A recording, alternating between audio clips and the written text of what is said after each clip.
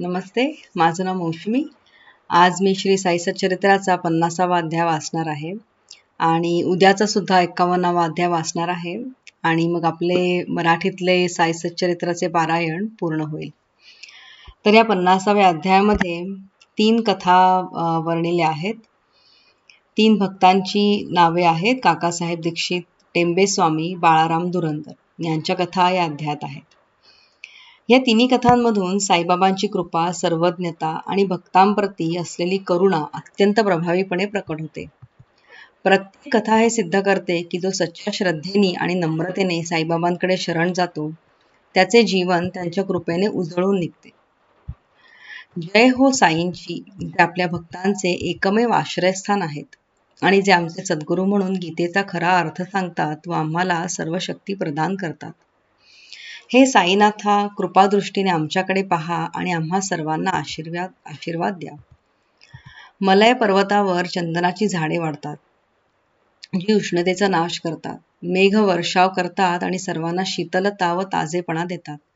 वसंत ऋतूमध्ये फुले उमलतात आणि आपण ती देवाला अर्पण करू शकतो.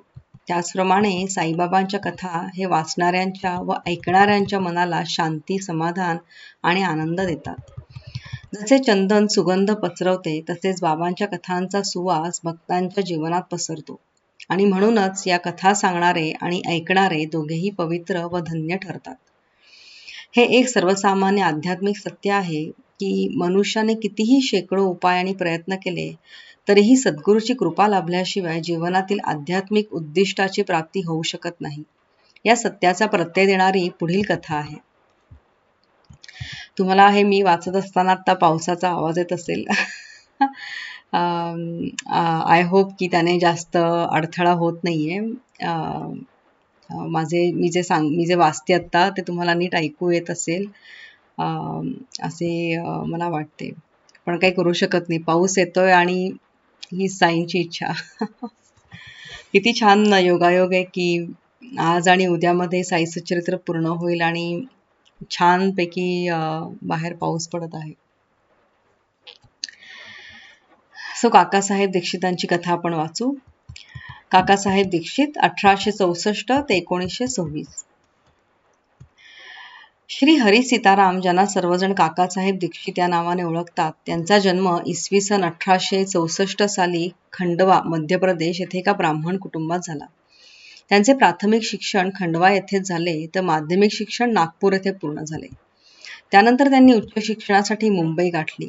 त्यांनी प्रथम विल्सन कॉलेजमध्ये आणि नंतर एल्फिन्स्टन कॉलेजमध्ये शिक्षण घेतले. इसवी सन 1883 साली ते BA पदवीधर झाले आणि त्यानंतर त्यांनी LLB तसेच सॉलिसिटर परीक्षा उत्तीर्ण केली. त्यानंतर त्यांनी मुंबईतील लिटल अँड कंपनी या सरकारी वकिलांच्या नामांकित फर्ममध्ये काम केले. काही काळानंतर त्यांनी स्वतःची स्वतंत्र सॉलिसिटरची फर्म सुरू केली आणि आपला व्यवसाय मोठ्या यशाने चालवू लागले. काकासाहेब हे बुद्धिमान, प्रामाणिक आणि विद्वान होते, पण त्यांच्या मनात सांसारिक यशाबरोबरच आध्यात्मिक शांतीची आकांक्षा जागृत होती. पुढे हाच शोध त्यांना साईबाबांकडे घेऊन गेला आणि त्यांच्या आयुष्याचा पूर्णतः बदल घडवून आणला. इसवी सन 1909 पूर्वी काकासाहेब दीक्षित यांना साईबाबांबद्दल काहीही माहिती नव्हती, परंतु लवकरच ते त्यांचे महान भक्त बनले. त्यावेळी ते लोणावळा येथे राहत होते. एकदा त्यांची भेट त्यांच्या जुन्या मित्राशी नानासाहेब चांदोरकर यांच्याशी झाली. दोघांमध्ये अनेक विषयांवर गप्पा रंगल्या.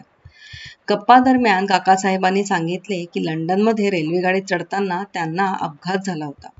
पाय घसरल्याने त्यांचा पाय जखमी झाला आणि त्यानंतर तो नीट बरा झाला नाही. त्यांनी शेकडो उपाय केले, औषधे घेतली, पण काहीही उपयोग झाला नाही. तेव्हा नानासाहेब म्हणाले, जर तुला या पायाच्या वेदना आणि लंगडेपणापासून मुक्ती हवी असेल तर आपल्या सद्गुरू साईबाबांकडे जा. त्यांनी त्यांना साईबाबांचे सुंदर वर्णन केले आणि त्यांचे प्रसिद्ध वचन उद्धृत केले. मी माझ्या माणसांना अगदीच आता समुद्रापलीकडूनही दोरीने बांधलेल्या चिमणीसारखे माझ्याकडे ओढून घेतो. नानासाहेबांनी त्यांना हेही स्पष्ट सांगितले की जर तू साईबाबांचा माणूस असशील तरच तुला त्यांच्याकडे ओढ वाटेल आणि तुला त्यांचे दर्शन मिळेल, अन्यथा नाही. हे ऐकून काकासाहेब अत्यंत आनंदित झाले. त्यांनी भावपूर्ण स्वरात उत्तर दिले, मी नक्की शिर्डीला जाईन, पण मी बाबांना विनंती करीन की त्यांनी माझ्या लंगड्या पायाला नाही तर माझ्या लंगड्या आणि चंचल मनाला योग्य मार्गावर आणावे आणि मला शाश्वत आनंद द्यावा. थोड्याच काळानंतर काकासाहेब अहमदनगरला गेले आणि तेथे सरदार काकासाहेब मिरीकर यांच्याकडे थांबले. त्यावेळी ते मुंबई विधी परिषदेच्या निवडणुकीसाठी मते मिळवण्याच्या कामात गुंतले होते. सरदार मिरीकर यांचा मुलगा बाळासाहेब मिरीकर, जो त्यावेळी कोपरगावचा मामलतदार होता, तोही घोड्यांच्या प्रदर्शनासाठी अहमदनगरला आला होता. निवडणुकीचे काम पूर्ण झाल्यावर काकासाहेब दीक्षित शिर्डीला जाण्याचा विचार करू लागले. मिरीकर मंडळी त्यांना शिर्डीपर्यंत पाठवण्यासाठी योग्य मार्गदर्शक कोण असावा यावर विचार करीत होती. याचवेळी साईबाबा देखील त्यांच्या आगमनाची तयारी करत होते. श्यामा याला त्याच्या सासऱ्याच्या अहमदनगरहून एक तार आली की त्यांची सासू गंभीर आजारी आहे आणि त्याने आपल्या पत्नी समवेत तिला भेटण्यासाठी यावे. बाबांची परवानगी घेऊन श्यामा तातडीने अहमदनगरला गेला आणि तिथे पोहोचल्यावर त्याला कळले की त्याची सासू आता बरी आहे. त्या दरम्यान नानासाहेब आणि आप्पासाहेब गद्रे नानासाहेब पेंडसे आणि आप्पासाहेब गद्रे हे घोड्यांच्या प्रदर्शनासाठी जात असताना श्यामा त्यांना भेटले. त्याचप्रमाणे काकासाहेब दीक्षित आणि मिरीकरांनाही श्यामा अहमदनगरला आल्याची माहिती मिळाली. सायंकाळी श्यामा मिरीकरांच्या घरी गेला आणि त्यांनी त्याची ओळख काकासाहेब दीक्षितांशी करून दिली. त्यांनी ठरवले की श्यामा आणि काकासाहेब यांनी एकत्र रात्री 10 वाजताच्या गाडीतून कोपरगावकडे निघावे. हे ठरल्यावर एक विलक्षण प्रसंग घडला. बाळासाहेब मिरीकर यांनी साईबाबांच्या मोठ्या चित्रावरील आवरण काढले आणि ते चित्र काकासाहेबांना दाखवले. हे पाहताच काकासाहेब थक्क झाले, कारण ज्या साईबाबांना भेटण्यासाठी ते शिर्डीला जाणार होते तेच बाबा त्या चित्राच्या स्वरूपात त्यांच्या स्वागतासाठी आधीच तिथे उपस्थित होते. काकासाहेबांच्या डोळ्यात अश्रू आले. त्यांनी भावपूर्वक त्या चित्रासमोर नमस्कार करून डोके ठेवले. हे चित्र मूळतः मेघा यांचे होते. त्यावरील काच तुटल्याने ते दुरुस्तीसाठी मिरीकरांकडे पाठवले गेले होते. आवश्यक दुरुस्ती पूर्ण झाल्यामुळे ठरवले गेले की हे चित्र आता काकासाहेब आणि श्यामा यांच्यासोबत शिर्डीला परत पाठवावे. 10 वाजण्यापूर्वीच ते स्टेशनवर गेले आणि त्यांनी प्रवासाचे आरक्षण केले. पण जेव्हा गाडी आली तेव्हा त्यांनी बघितले की दुसऱ्या वर्गात फारच गर्दी आहे आणि त्यांच्यासाठी जागा नव्हती. सुदैवाने गाडीचा गार्ड काकासाहेबांचा ओळखीचा निघाला आणि त्याने त्यांना पहिल्या वर्गात बसवले. त्यामुळे त्यांनी सुखद प्रवास केला आणि कोपरगाव येथे उतरले. तिथे नानासाहेब चांदोरकर भेटले, जे सुद्धा शिर्डीला जाणार होते. हे पाहून त्यांचा आनंद गगनाला भिडला. काकासाहेब आणि नानासाहेब एकमेकांना त्यांनी मिठी मारली आणि पवित्र गोदावरीत स्नान करून ते शिर्डीकडे निघाले. शिर्डीत पोहोचून बाबांचे दर्शन घेतल्यावर काकासाहेबांचे मन विरघळले. डोळ्यातून अश्रू वाहू लागले आणि आनंद ओसंडून वाहू लागला. बाबा म्हणाले की ते काकासाहेबांची वाट बघत होते आणि त्यांना घेण्यासाठी श्यामाला पाठवले होते. यानंतर काकासाहेबांनी बाबांच्या सहवासात अनेक आनंदी वर्षे घालवली.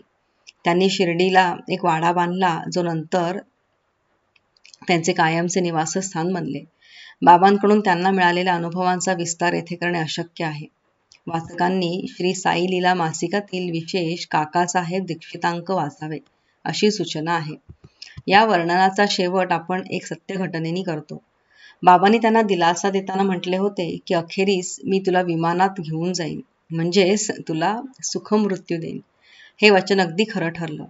5 जुलै 1926 रोजी ते रेल्वेने प्रवास करत होते आणि साईबाबांबद्दल बोलत होते.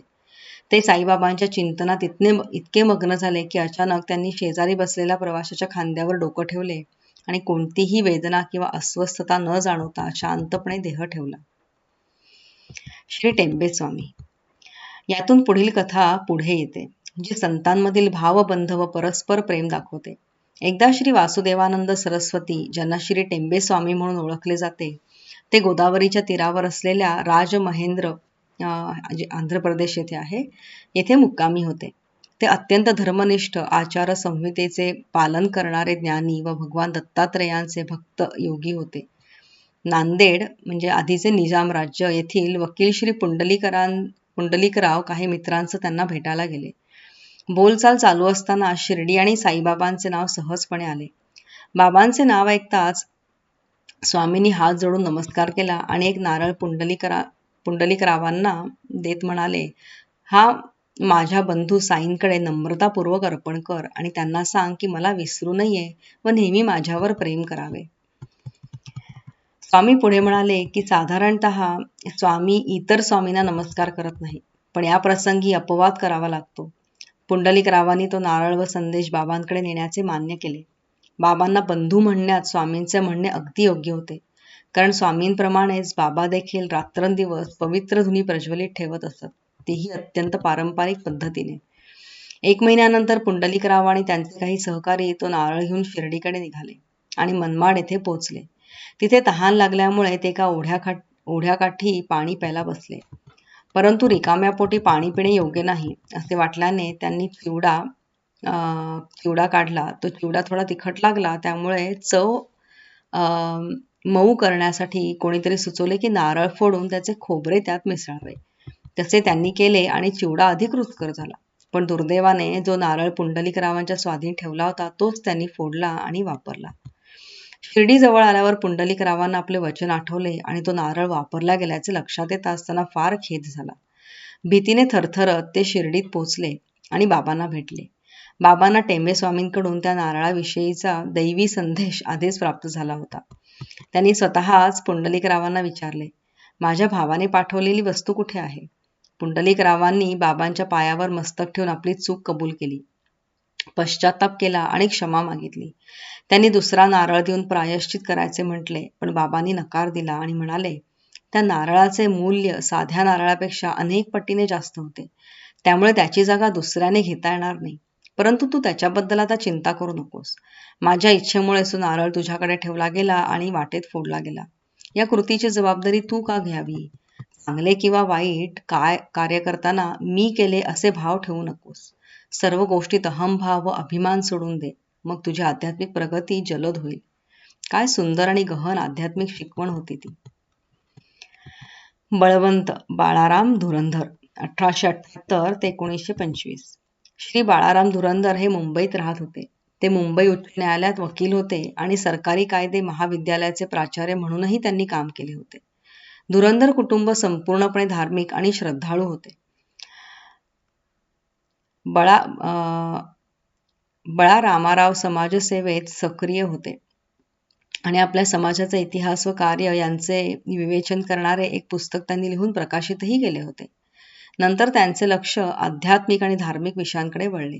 त्यांनी गीतेचा आणि तिच्या टीकाकार ज्ञानेश्वरीचा मनोयोगाने अभ्यास केला आणि इतर तत्वज्ञान व अध्यात्म विषयक ग्रंथांचाही सखोल अभ्यास केला. ते पंढरपूरच्या विठोबाचे भक्त होते आणि त्यांचा साईबाबांशी परिचय सुमारे 1912 साली झाला. या भेटीच्या 6 महिन्यांपूर्वी त्यांचे बंधू बाबुलजी आणि वामनराव शिर्डीला गेले होते आणि त्यांनी साईबाबांचे दर्शन घेतले होते. घरी परतल्यावर त्यांनी साईबाबांकडून मिळालेल्या त्या मधुर अनुभवांची कथन घरच्यांना सांगितली. तेव्हा संपूर्ण धुरंधर कुटुंबाने साईबाबांचे दर्शन घेण्याचा निर्णय घेतला. ते शिर्डीत पोहोचण्याच्या आधीच बाबांनी उघडपणे जाहीर केले, आज माझ्या दरबारात बरेच लोक येत आहेत. धुरंधर बंधूंनी त्यांच्या आगमनाबाबत कोणतीही पूर्वसूचना कोणालाही दिली नव्हती. हे समजल्यावर त्यांना बाबांचे हे वाक्य ऐकून अत्यंत आश्चर्य वाटले. सर्वांनी बाबांना नमस्कार केला आणि त्यांच्या सान्निध्यात बसून बोलत राहिले. बाबा इतरांना म्हणाले, हेच लोक आहेत ज्यांचा मी आधी उल्लेख केला होता. आणि धुरंधर बंधूंना म्हणाले, आपली ओळख 60 पिढ्यांपासून आहे. बंधू अत्यंत विनम्र व नम्र स्वभावाचे होते. त्यांनी हात जोडून बाबांच्या चरणांकडे पाहिले. त्यांच्या डोळ्यांतून अश्रू वाहू लागले आणि भावनांनी ते भारावून गेले. त्यानंतर ते आपल्या निवासस्थानी गेले, भोजन केले, थोडा आराम केला आणि पुन्हा मशिदीत परतले. बळारामाराव बाबांच्या जवळ बसले आणि त्यांच्या पायांचे मालिश करू लागले. त्यावेळी बाबा चिलम ओढत होते. त्यांनी ती चिलम पुढे केली आणि बाळरामारावांना ओढण्यास सांगितली. बळारामरावांना धूम्रपानाची सवय नव्हती, तरीही त्यांनी नम्रपणाने ती घेतली. मोठ्या कष्टाने 2 झुरके घेतले आणि आदरपूर्वक ती बाबांना परत दिली. हा क्षण त्यांच्या जीवनातील अत्यंत पवित्र क्षण ठरला. ते 6 वर्षापासून दमा या आजाराने त्रस्त होते आणि त्या चिलमीच्या धुराने त्यांचा आजार पूर्णपणे नाहीसा झाला. 6 वर्षांनी एके दिवशी त्यांना पुन्हा दम्याचा झटका आला, अगदी त्याच वेळी जेव्हा साईबाबांनी महासमाधी स्वीकारली. त्यांचा शिर्डीला जाण्याचा दिवस गुरुवार होता आणि धुरंधर बंधूंना चावडीच्या मिरवणुकीचा थोर योग लाभला. त्या मिरवणुकीदरम्यान बळारामरावांना बाबांच्या मुखावर त्यांच्या आराध्य देव पांडुरंगाचे तेज दिसले आणि दुसऱ्या दिवशी सकाळच्या काकड आरतीतही त्यांनी तेच तेज अनुभवले. श्री बाळाराम धुरंधर यांनी संत तुकाराम महाराजांचे चरित्र मराठी भाषेत लिहिले होते, परंतु ते प्रकाशित होण्याआधीच त्यांचे निधन झाले. त्यांचे बंधू यांनी 1928 साली त्या ग्रंथाचे प्रकाशन केले. त्या पुस्तकाच्या सुरुवातीला बळारामरावांच्या जीवनातील एका छोट्या नोंदीत वरील सर्व प्रसंग सविस्तरपणे नोंदवलेले आहे. श्री साईनाथ महाराज की जय. सर्वांना शांती लाभो. उद्या परत मी साई सच्चरित्राचा 51वा अध्याय वाचेन आणि हे पारायण पूर्ण करेन. ओम साईराम.